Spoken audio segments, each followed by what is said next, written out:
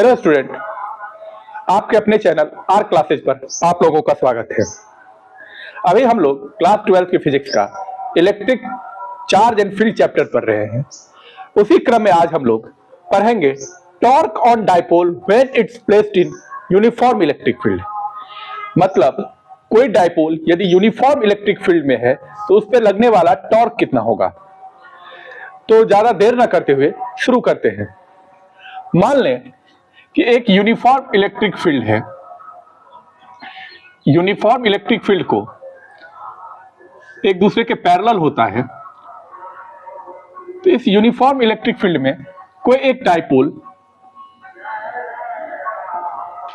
Dipole किसी भी angle पर प्लेस्ड है। हमें पता है कि डाइपोल एक इक्वल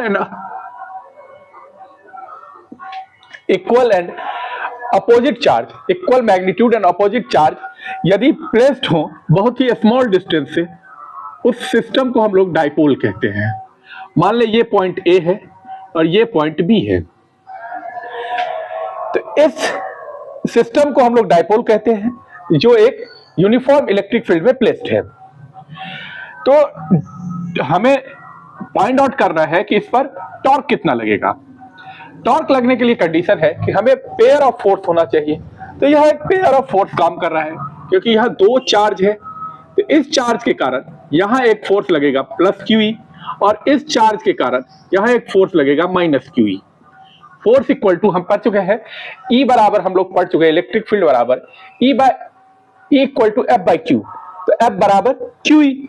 तो Q चार्ज और E मींस इलेक्ट्रिक फील्ड, और ये यूनिफॉर्म इलेक्ट्रिक फील्ड है तो Q इक्वल मैग्नीट्यूड के है और यूनिफॉर्म इलेक्ट्रिक फील्ड है तो दोनों के लिए इलेक्ट्रिक फील्ड का वैल्यू भी सेम होगा और डायरेक्शन अपोजिट है। तो एक पेयर ऑफ फोर्स काम कर रहा है। पेयर ऑफ फोर्स काम कर रहा है तो हमें पहली बात ये मालूम होना चाहिए कि नेट फोर्स कितना होगा। तो नेट फोर्स किसी भी कंडीशन में डाइपोल पर यूनिफॉर्म इलेक्ट्रिक फील्ड पे 0 होगा क्योंकि इक्वल एंड अपोजिट फोर्सेज काम कर रहा है। और तो इक्वल एंड अपोजिट फोर्स, तो नेट फोर्स कितना हो जाएगा 0। और ये कंडीशन हमेशा के लिए है। अब बात करते हैं कि टॉर्क कितना होगा। तो टॉर्क को टॉ से डिनोट करते हैं। तो टॉ इक्वल टू हमें पता है कि फोर्स इनटू परपेंडिकुलर डिस्टेंस होता है। ये हम क्लास 11 में पढ़ चुके हैं, फोर्स इनटू परपेंडिकुलर डिस्टेंस। तो यहां फोर्स की बात करें तो फोर्स इक्वल टू हो जाएगा क्यूई इनटू परपेंडिकुलर डिस्टेंस। तो ये जो एक यहां से एक परपेंडिकुलर हम ड्रॉ करते हैं तो ये एक परपेंडिकुलर लाइन है जो हो गया AC। ये परपेंडिकुलर लाइन है जो AC हो गया। तो यहां Q इंटू AC। अब बात करते हैं कि ये AC कितना होगा। तो मान ले कि ये एंगल थीटा है। तो हम ट्रिगोनोमेट्रिक फंक्शन में पढ़ चुके हैं कि साइन थीटा इक्वल टू होता है P बाय H।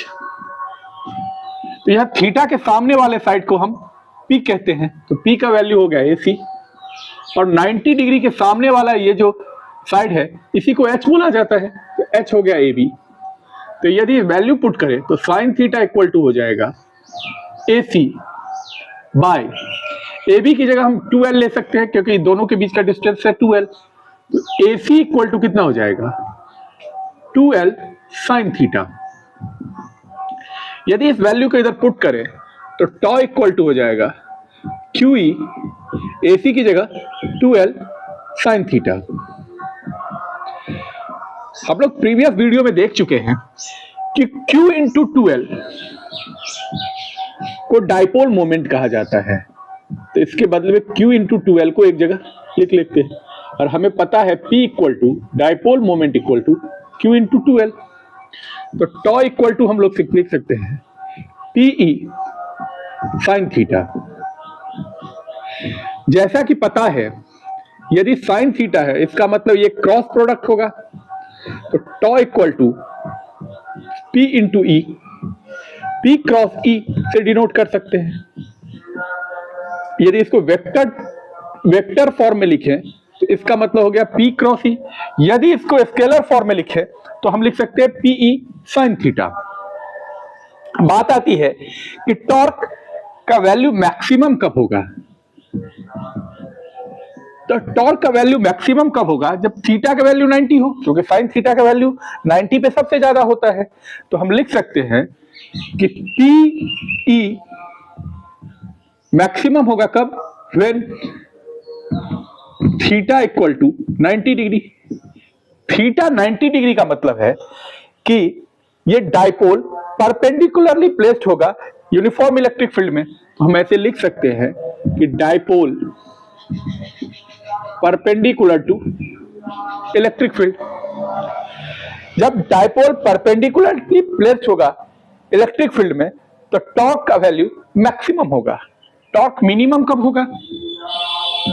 तो हमें पता है कि टॉर्क मिनिमम होने के लिए थीटा कितना हो? साइन 0 का वैल्यू प्लस थीटा सबसे मिनिमम होता है।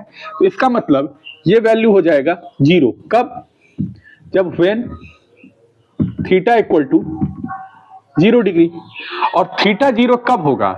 जब डाइपोल पैरेलल हो इलेक्ट्रिक फील्ड के, तब टॉर्क मिनिमम होगा। जब डाइपोल परपेंडिकुलर हो इलेक्ट्रिक फील्ड के तो टॉर्क मैक्सिमम होगा। उम्मीद करता हूं कि आप लोगों को यहां तक की बातें समझ में आएगा। एक छोटा सा टॉपिक है इससे रिलेटेड कि इस टॉर्क के कारण वर्क डन कितना होगा, तो वो भी इसी वीडियो में हम लोग समझ लेते हैं। तो पहले आप लोग इसको नोट डाउन कीजिए, उसके बाद हम लोग बात करते हैं work done due to torque. उम्मीद करता हूं आप लोगों ने इसे नोट डाउन कर लिया होगा। अब हम लोग बात करते हैं work done due to torque.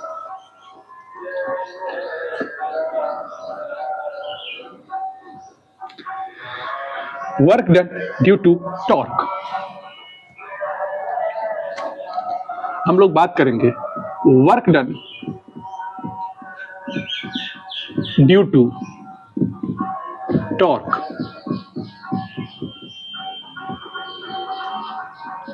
मान लीजिए हम लोगों को पता है कि टॉर्क के कारण वर्क डन कितना होता है? dw by torque into D theta. Torque into angular displacement मतलब वर्क डन। तो यदि हम इसको इंटीग्रेट करें dw equal to T into D theta, यदि थीटा का वैल्यू थीटा 1 से थीटा 2 तक चेंज हो तो dw का इंटीग्रेशन w, p को हम लिख सकते हैं p into E sine theta into D theta, और थीटा का वैल्यू थीटा 1 से थीटा 2। तो वर्क डन इक्वल टू हम लोग लिख सकते हैं, यदि पीई कांस्टेंट टर्म है, इसको हम इंटीग्रेशन से बाहर लाते हैं तो अंदर में आएगा sine theta d theta, theta 1 से theta 2। Work done equal to हो जाएगा पीई, हमें पता है साइन थीटा का इंटीग्रेशन होता है माइनस कॉस थीटा, और इसका lower limit theta 1, upper limit theta 2। Work done equal to हम लोग लिख सकते हैं पी, अपर लिमिट में से लोअर लिमिट को घटा देंगे, cos theta 2 minus cos theta 1। तो हम लोगों के पास जो वैल्यू आएगा वो आएगा माइनस प्लस कॉस थीटा 1 और माइनस कॉस थीटा 2। ये आया वर्क डन का वैल्यू ड्यू टू टॉर्क। उम्मीद करता हूं कि आप लोगों को ये वीडियो समझ में आया होगा। यदि समझ में आए, वीडियो अच्छा लगे तो चैनल को लाइक, शेयर और सब्सक्राइब कीजिएगा।